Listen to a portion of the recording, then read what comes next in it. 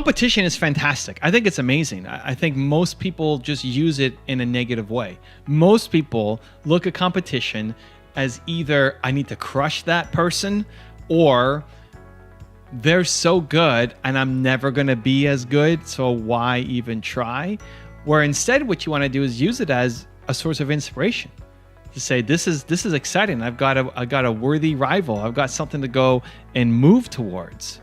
People often say, don't compare yourself to others. And I think it's beginner level advice. Let me explain what I mean. I think comparison at the beginning is unhealthy because we're using it in a really negative way. Oh, this person, look at how good they are. I'm never going to be like them, etc. So like, just go run your own race.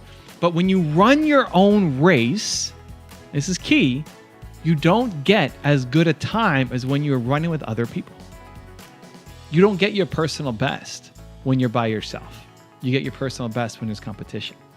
The key to comparing yourself to other people is to not kick yourself down, but rather to kick yourself forward. To say, this is what's possible. Look what others are doing. I didn't even think of something like that. And again, instead of kicking yourself down to say that you suck and say that's what's possible, I'm going to go off and get it. But if you don't get the kick that comes from the competition or comparison, you stay stuck. Your growth stays super slow. The key is to kick yourself forward, or most people will kick themselves down. I remember when I was doing my YouTube challenge, I got started on my channel. I really wanted to grow. It took me so long to grow. You look at my journey, 4 years in, I'm still at 700 subscribers and something. It was just brutal. And part of it was there were no role models. There was nobody else doing anything. And I felt like I was speaking to a vacuum where some people did care. I had some hardcore subscribers and picked people up along the way. But education and entrepreneurship wasn't a thing on YouTube when I started. And as I started to gain a little bit of traction and I got my agent, I wanted to have some competition. So I asked him, who is the biggest person at this agency on YouTube?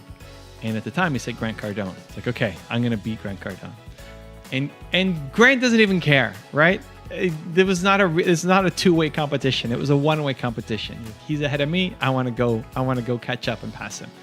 And it became a target internally to say, I want to be the biggest YouTube channel at this agency.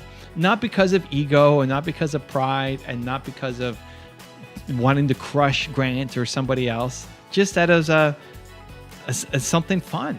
You know, like there's a target, not just something in the future to say, oh, I want to build something big, right? The competition helps you get better. And then when we passed him, became, okay, well, who's next? The idea is still service, right? The reason to get up every day and do your thing is not to beat the other person. The reason is to help, is to serve, is to create, right? The reason I make the videos is because I want to solve the world's biggest problem. I want people to believe in themselves more.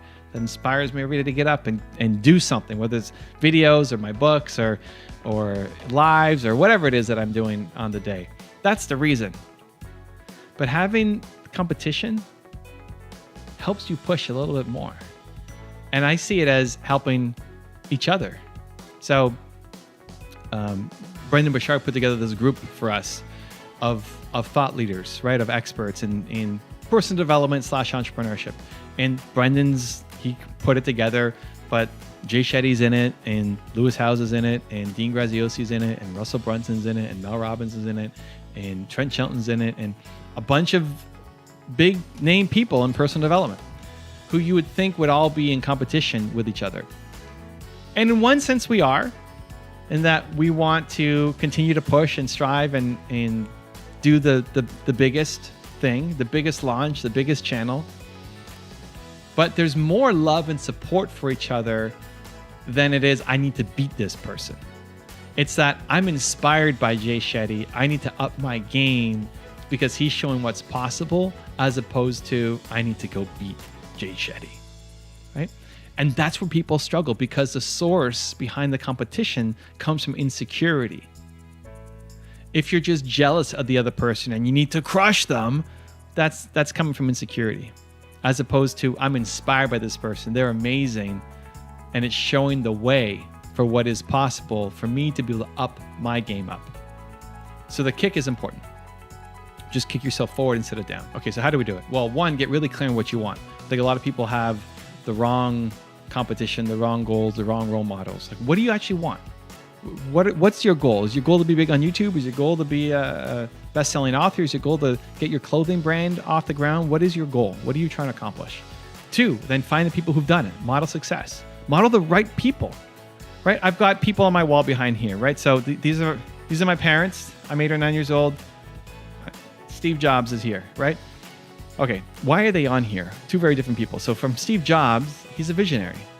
I love how he wants to put a dent in the universe. I love how he wanted them to have a huge impact. But he's not a great father, at least from all accounts, right? He wasn't a great father. My dad is my hero in terms of being a great father, but he's not a visionary entrepreneur. And so they're on the wall for two different reasons. My goal is to try to be a visionary like Steve Jobs. He inspired me.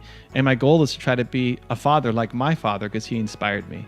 And not the other way around. Because if I'm a visionary like my dad and a father like Steve Jobs, I'm not having a really happy life. I'm getting nowhere on my goals.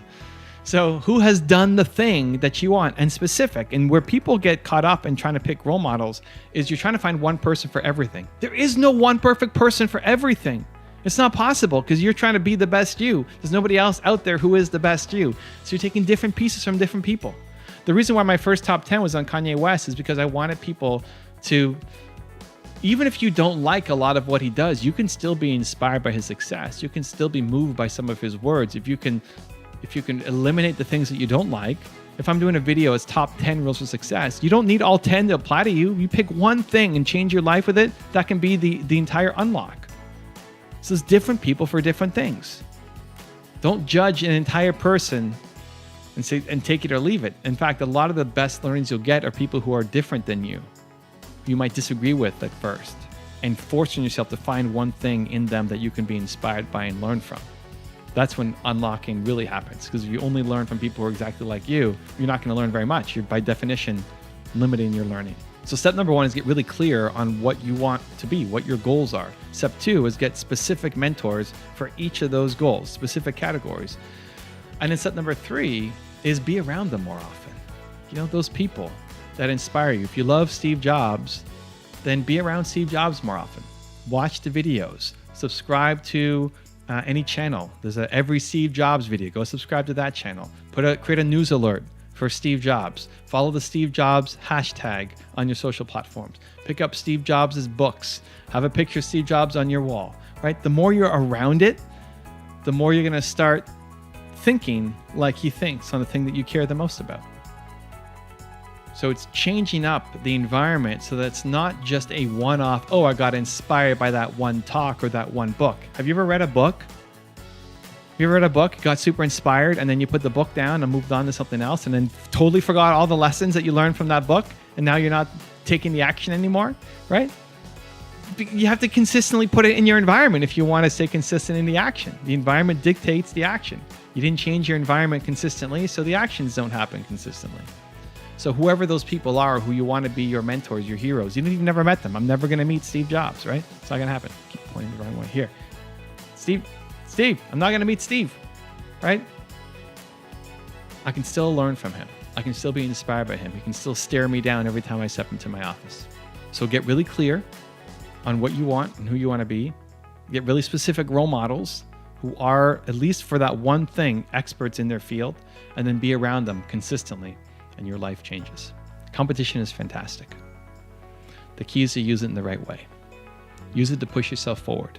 Kick yourself forward to what's possible as an inspiration to say people like this exist and I'm going to go get mine, as opposed to kicking yourself down saying that you need to bury that person or that you suck and you're never going to be able to do it.